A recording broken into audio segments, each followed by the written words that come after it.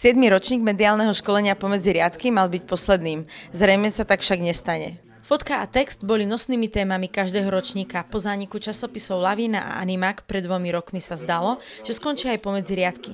Navyše, minuloročné školenie so zameraním na web nemalo očakávaný ohlas. Pomedzi riadky špeciál však priniesli novinku. Tieto pomedzi riadky sú špeciálne nielen preto, že mali byť posledné, ale preto, že sme ich rozšírili o Photoshop. A zistili sme, že mladí o to majú záujem a to nás veľmi milo prekvapilo.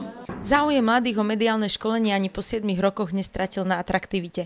Písaniu a fotografii sa venujú aj vo svojom voľnom čase.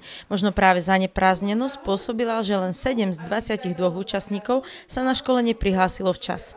Alebo je za tým nízka miera zodpovednosti salesianskych mladých? Pomedzi riadky by sa určite nemali rušiť, lebo každý rok sú v našich salesianskych strediskách mnohí mladí, ktorí majú chuť niečo nové robiť a pracovať v médiách. Na pomedzi riadky som prišiel, aby som sa naučil niečo viac z oblasti médií a potom to mohol využiť doma pri tvorbe časopisu. Ja si myslím, že pomedzi riadky majú zmysel, pretože ľudia sa tu môžu stretnúť so svetom médií a dostať školenie na profesionálnej úrovni. Som tu prvýkrát a bol by som rád, keby som tu mohol prísť aj na budúci rok, pretože toto je príležitosť, ako sa zlepšiť. Organizátori hľadajú novú formu školenia. Rozšíriť ho o prácu vo Photoshope je spôsob, ako inovovať nasledujúce ročníky.